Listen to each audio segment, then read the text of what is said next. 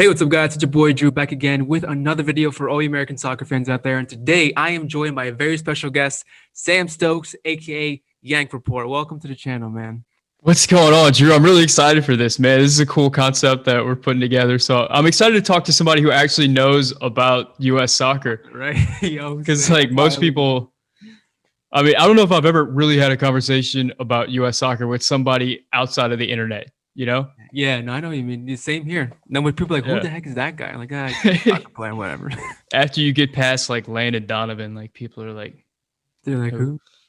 Yeah, they're always like, hey, what happened to Freddy Adu? I'm like, don't worry about it. Yeah. We're gonna get in deep today. So you kind of want to explain like what we're doing? Yep. So in this channel, guys, or in this video, we and Sam, aka Yank Report again, are going to be talking about the top 5 most iconic players for the U.S. national team. And he's gonna have his top 5. I'm gonna have my top 5. We'll introduce it here on this channel, and then for the second part, to see us debate our top 5s against each other or whatever, you have to go over to Yank Report's channel, which is down in the description box. So when you're done here, make sure you go there. And while you're there, hit that like button for him and also subscribe as well. Yeah, we're going to see if we can put together a conclusive list here. Yeah, man. I have a feeling there's going to be some outrage in the comments section, but you know. Oh, it's always going to be outrage. Always. American soccer, it's either Euro snobs, MLS snobs, or just Liga MX fans coming in here for no reason. Yeah, exactly. All right, so what do you have first, or should I go first? How should we do this? You go first. You're the guest here.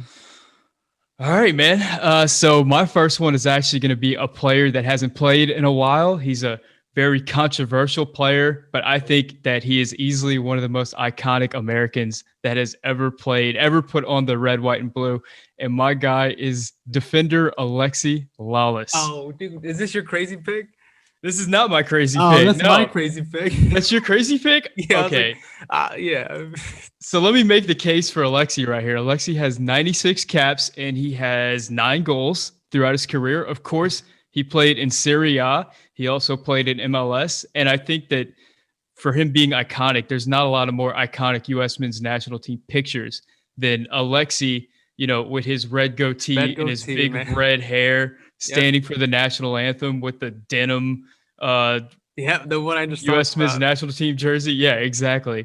I mean, that just like defines an era and just that whole probably 90s U.S. men's national team in that one picture. Yeah, man. That's like, you look at that, like you said, it's iconic. And that's why he's on the list. And that's why he's also on my list. I also selected Alexi Lalas just because, you know, of what all the thing that you said, but also because even after he's finished playing, retired, his, you know, State of the Union podcast that he does with Fox Soccer or something, he's still like relevant. He's still out there supporting USA Soccer.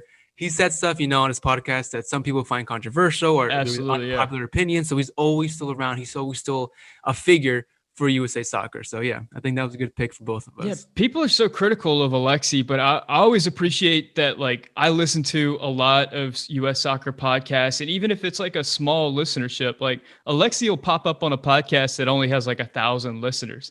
You know, he's like so giving with his time to promote US soccer, and that's something that I always appreciate about him. We need that stuff here in America. And if you're watching Alexi Lalas, you know, voice here.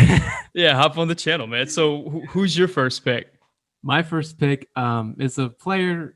I don't know if a lot of these old heads are gonna like it, but I picked Christian Pulisic as an icon. Ooh. Yeah, this is probably a little crazy too, but hear me out for this.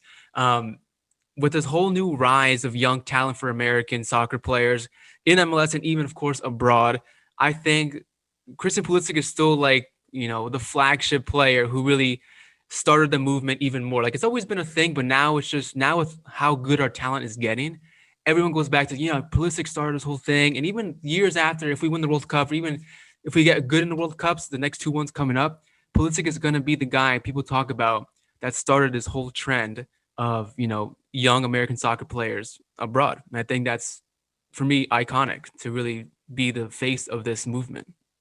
Let me ask you this. Is there like one iconic moment that you can pick that with Christian Pulisic in a U.S. men's national team jersey that you say like that's something that I'll always remember? Like that? Not too much, because he really hasn't been too like. Yeah, that's the thing. That's going to be my argument. So get ready for that, man. On your channel, don't worry, guys. We're going to talk about that.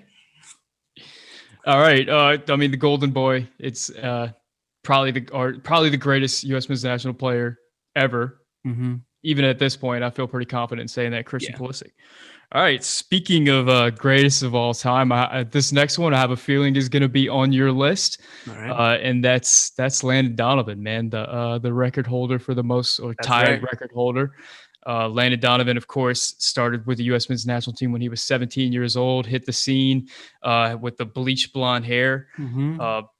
Was an iconic player in MLS, had an iconic career with the national team, one of the most famous players ever, and probably had the most famous moment in the history of the national team with that goal in I guess Algeria. 2010 against Algeria Yeah. with that call from I think it was Ian Dark, Yeah. Ian which Dark. was, I mean, still to this day sends goosebumps down my spine. Yeah. Even watching now, it's just like wow. Like I wish I was watching this live again.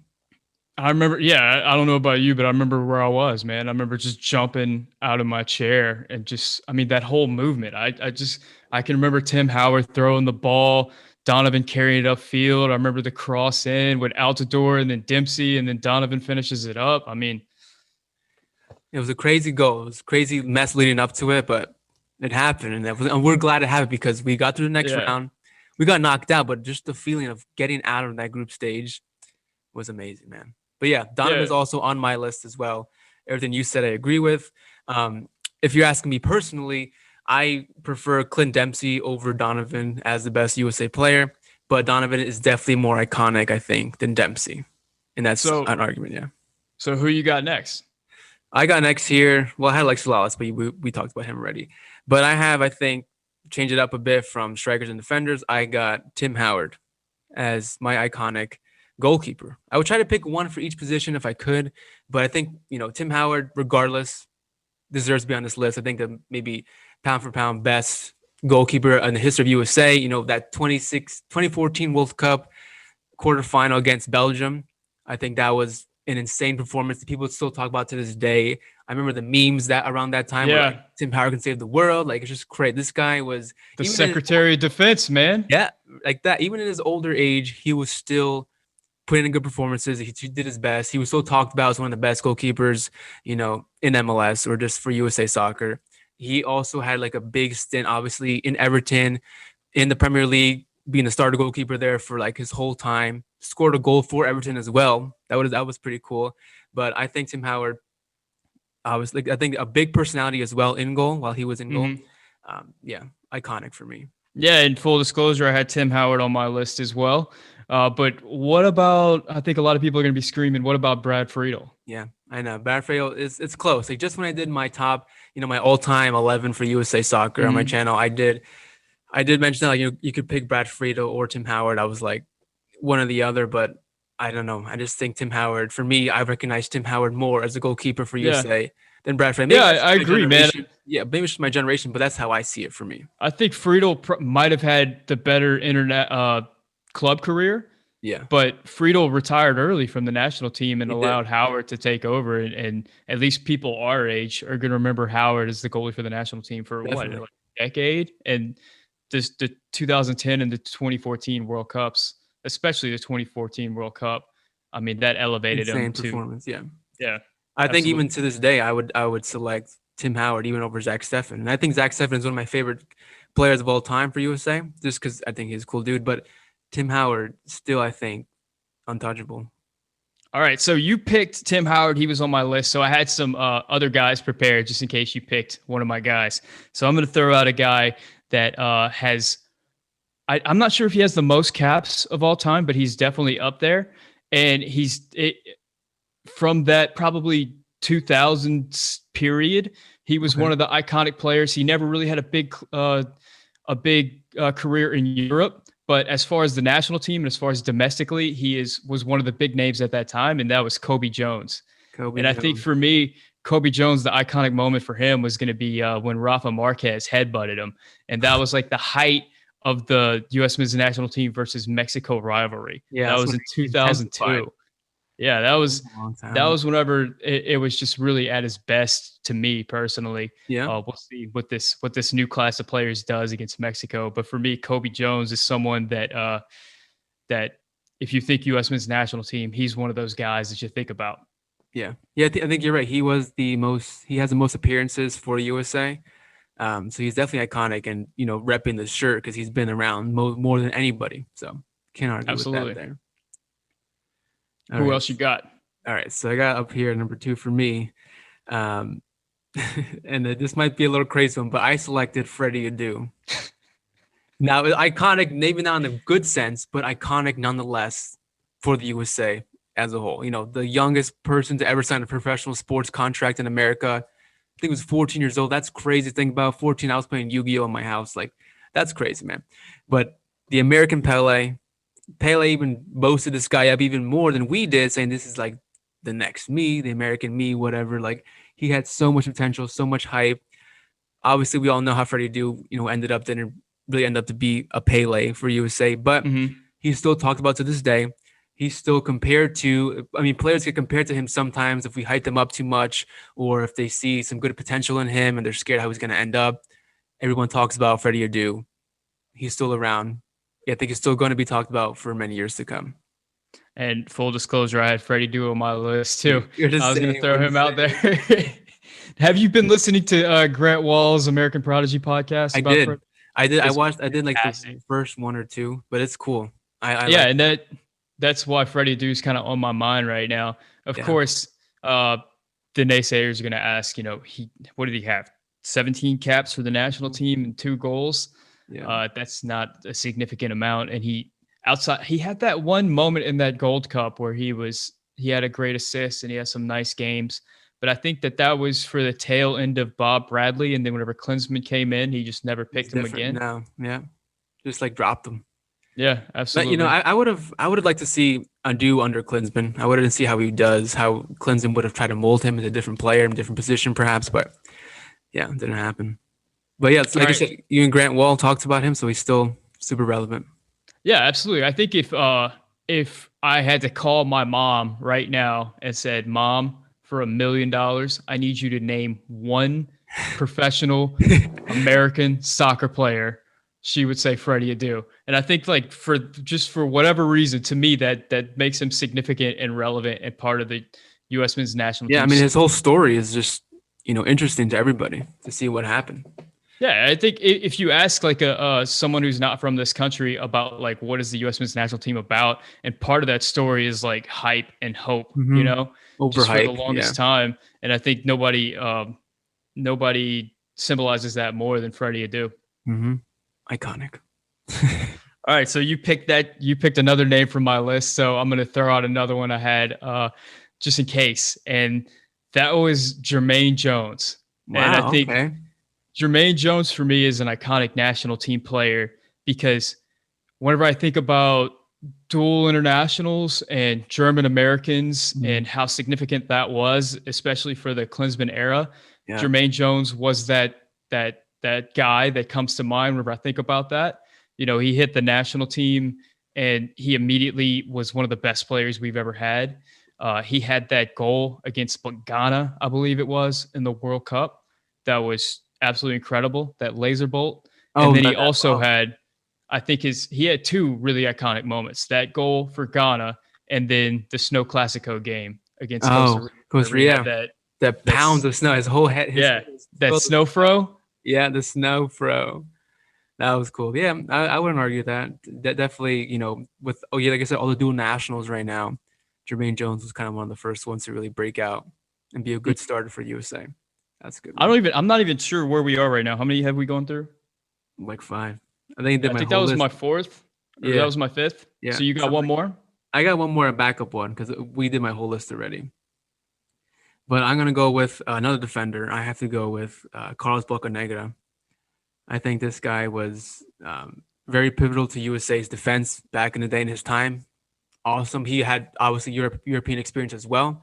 I think Bocanegra controlled the back line well. I think he was a great leader. I think USA's backline to this day kind of lacks that leadership that try to control the line, what's going on here. But I think Bocanegra would have done a great job to this day. Yeah, whenever I hear Captain America, I think about Bocanegra because he was captain for so long. Arguably the best looking American soccer player that we've ever had. Played left back, played center back. Yeah. I remember played at Rangers, played at Fulham. Yeah. I mean, he was talismanic for a long period of time. Now, I got to ask, did any of us say Clint Dempsey? No. I didn't say him because I thought you were going to say him. I was gonna decide, like I said, either Donovan or Dempsey, because the other ones I had to include the other ones here. And so it's either between Donovan and Dempsey, like always. But I had to go Donovan because he's just more iconic. Dempsey the better player to me, but Donovan more iconic. Okay, well, I'm going to change the rules up and just throw a free agent in there, an at-large bid, and that's going to be Clint Dempsey. I think the most iconic thing from Clint Dempsey was the deuce face. But I mean, there was that period of time, I think, during the Klinsmann era, where the offense was literally like have 18 defensive midfielders on the field and then have Clint Dempsey score goals for us, and it just worked. Like it wasn't the prettiest soccer in the world, but the dude was just he produced so much. I think even during times where like what I liked about Dempsey is that he always gave it his all. I feel like Donovan, wasn't always in it something, especially later on in the years. He was like, whatever. But Dempsey always tried. Oh, Dempsey always loved to play, wanted to give his hardest, even if he didn't really feel it at that time. And I loved also the deuce face, like those cutout boards all over the stadium. Everyone's holding that face up. He was the best player on the field for us, but he was also the most intense player, and he got in every scrap, and he just like wanted it. I mean, the game in Columbus against Mexico, whenever we were winning 2-0, and he missed the penalty kick. Like, I don't think we'll ever know if he missed that penalty kick on purpose, but he just missed the goal completely. And that was in a time whenever he was unconscious and just scoring for fun. And for me, he will always have missed that goal on purpose in order to preserve the 2-0. Man, that's Dempsey for you. And also another iconic thing that he's done off the field, but I don't know if you ever saw his little rap video. Oh yeah, that was pretty fun. Yeah, don't tread on me. Absolutely, that was cool. Just like he's like, dude, this is one of our USA players making this bop right here. It's awesome. Yeah, for his club career with that chip against, was it Juventus in the semifinal of the Europa League? That was just like one of the greatest goals an American's ever scored. Yeah, he helped them reach the Europa final. I think he still is the only American in the Europa League final.